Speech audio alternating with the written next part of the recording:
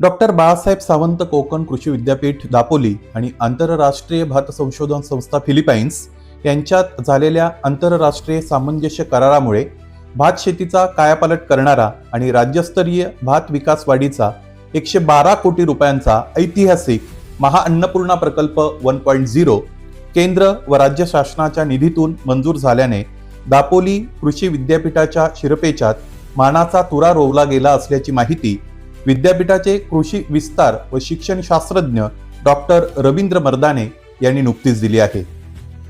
Doctor Balasaheb Sawant Konkan कृषी विद्यापीठाचे कुलगुरू डॉक्टर संजय भावे यांच्या मार्गदर्शनाखाली आणि पुढाकाराने हा प्रकल्प तयार करण्यात आला होता. या प्रकल्पाच्या मंजुरीसाठी कृषी मंत्री दत्तात्रय भरणे, वित्त विभागाचे अतिरिक्त मुख्य सचिव विकासचंद्र रस्तोगी, कृषी विभागाचे सचिव परिमल सिंग, कृषी प्रक्रिया व नियोजनाचे संचालक विनय कुमार आवटे यांचे मोलाचे सहकार्य लाभले. प्रकल्पाचे प्रमुख अन्वेषक प्रादेशिक कृषी संशोधन केंद्र कर्जतचे भात विशेषज्ञ व सहयोगी संशोधन संचालक डॉक्टर B.D. वाघमोडे हे आहेत.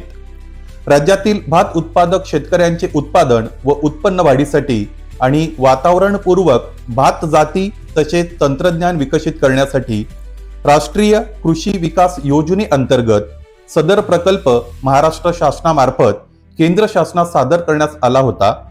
हा प्रकल्प 5 वर्षांसाठी असून त्यात 60% केंद्र व 40% महाराष्ट्र शासनाचा वाटा असणार आहे. हा प्रकल्प राज्यातील 4ही कृषी विद्यापीठाच्या 14 संशोधन केंद्रांवर तसेच भात पिकवणाऱ्या सर्व विभागातील शेतकऱ्यांच्या शेतावर राबविण्यात येणार आहे. राज्यातील कर्जतचे प्रादेशिक भात संशोधन केंद्र हे मुख्य केंद्र राहणार आहे. याद्वारे शास्त्रज्ञ, विद्यार्थी, शेतकरी व राज्यातील संबंधित संस्था यांना आंतरराष्ट्रीय भात संशोधन संस्था फिलिपाईन्स यांच्याकडून उच्च दर्जाचे प्रशिक्षण, जागतिक दर्जाचे शास्त्रज्ञ व भात पिकाचे विविध जर्म प्लाझम इत्यादी बाबतीत महत्त्वपूर्ण सहकार्य मिळणार आहे.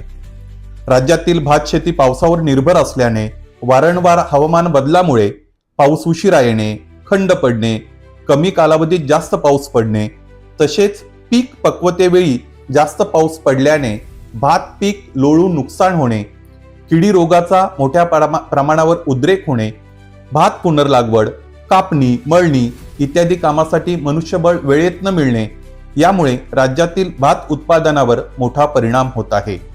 कमी उत्पादकतेच्या कारणांमुळे प्रामुख्याने वेगवेगळी कृषी आधारित परिसंस्था, वर्कस, मध्य उंचीच्या आणि पाणथळ जमिनी यांची आव्हाने आहेत. जसे की वेळेत भात पुनर्लागवडीसाठी मनुष्यबळ मिळत नसल्याने भात शेती पडमध्ये वाढ होत आहे. तसेच भात पिकवणाऱ्या भागात पौष्टिक मूल्य योग्य प्रमाणात नसल्याने कुपोषणात वाढ होत आहे. कमी ओलावा, क्षारता, पूरसदृश्य परिस्थितीमध्ये भात पीक बुडून राहणे, कमी सूर्यप्रकाश यांसारखी विविध आव्हाने समर्थपणे पेलण्यासाठी महाअन्नपूर्णा 1.0 हा राज्यस्तरीय प्रकल्प तयार करण्यात आला आहे. सदर प्रकल्पाचे डॉक्टर बाळासाहेब सावंत कोकण कृषी विद्यापीठ मुख्य समन्वयक आणि आंतरराष्ट्रीय भात संशोधन संस्था फिलिपाईन्स हे धोरणात्मक सहकारी म्हणून काम करतील. राज्यातील कृषी विद्यापीठे यांच्या समन्वयाने आणि त्यांच्या कार्यपद्धतीच्या चौकटीमध्ये राहून राज्यातील भात पिकाचे मूल्य साखळीमध्ये आधुनिकीकरण, प्रगत आणि कार्यक्षम शास्त्रीय संसाधने, भौगोलिक मूल्यमापन, जनुकीय निवड, जलद पैदास करण्यासाठीची कार्यपद्धती, अचूक निरीक्षण नोंदवण्याची पद्धती यांचा मेळ घालून अधिक उत्पादन देणाऱ्या, पेरभातास अनुकूल, बदलत्या वातावरणात तग धरू शकणाऱ्या आणि ग्राहकांच्या गरजेनुरूप भात वाणांची निर्मिती करता येणार आहे. यामुळे पारदर्शक, सक्षम अशी बाजारपेठेशी संलग्न बियाणे वितरण प्रक्रिया निर्माण करता येईल.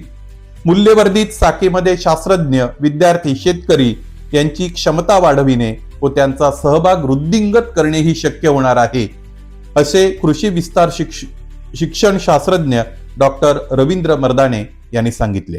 बाळासाहेब सावंत कोकण कृषी विद्यापीठ आणि आंतरराष्ट्रीय भात संशोधन संस्था फिलिपाईन्स यांच्यामध्ये आंतरराष्ट्रीय सामंजस्य करार जो झाला आहे तो करार महाअन्नपूर्णा या योजनेअंतर्गत 112 कोटी रुपयाचा हा प्रकल्प मंजूर झालेला आहे.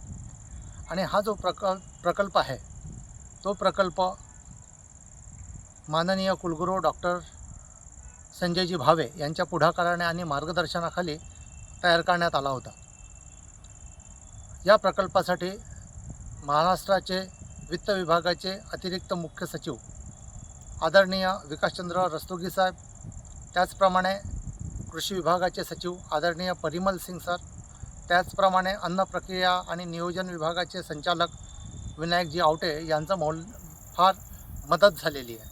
आणि त्यातल्या त्यात हा जो प्रकल्प आहे हा प्रकल्प प्रादेशिक कृषी संशोधन केंद्राचे सहयोगी संशोधन संचालक आणि भात विशेषज्ञ डॉक्टर BD वाघमोडे साहेब हे या प्रकल्पाचे प्रमुख अन्वेषक आहेत.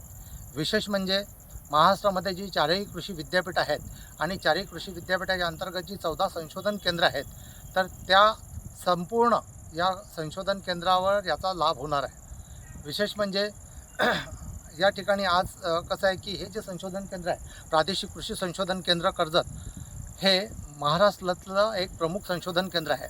आणि महाराष्ट्रातील जे भाताचे संशोधन केंद्र आहेत त्याचा सगळ्यांचा समन्वय इथून चालतो.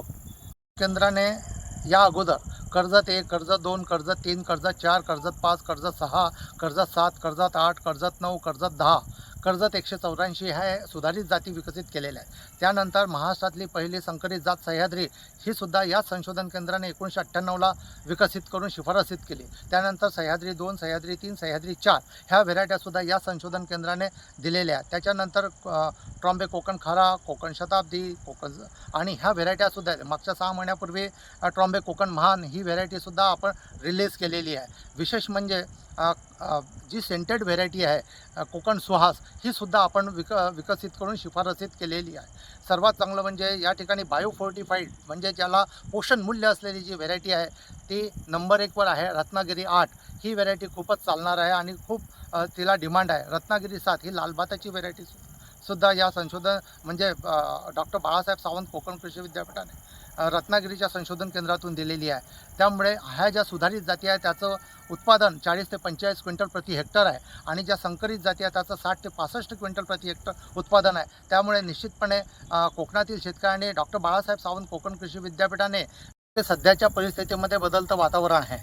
बदलत्या वातावरणामुळे काय होतं की कधी कधी पाऊस खूप जास्त पडतो, कधी कमी पडतो, कधी 15-15, 20-20 दिवसाचा गॅप त्याच्यामध्ये येतो. कधी कधी काय होतं की जास्त पाणी आल्यामुळे भातात जे रोपटं आहे ते असं लोळतं, रोग आणि किडीला बळी पडतं. आणि हे जी आव्हानं आहेत बदलत्या वातावरणामुळे निर्माण झाली, तर त्याच्यामुळे या हे जे प्रकल्प मंजूर झालेला आहे या मंजूर झालेल्या प्रकल्पामुळे आंतरराष्ट्रीय दर्जाचं जे शास्त्रज्ञ आहेत आणि आंतरराष्ट्रीय दर्जाचे तंत्रज्ञान आपल्याला उपलब्ध होईल. महाराष्ट्रातील सर्व भात उत्पादक शेतकरी जे आहेत त्यांच्या उत्पादनामध्ये आणि उत्पन्नामध्ये सुद्धा वाढ होईल आणि शेतकऱ्यांच्या गरजेनुरूप संशोधन या ठिकाणी चालेल.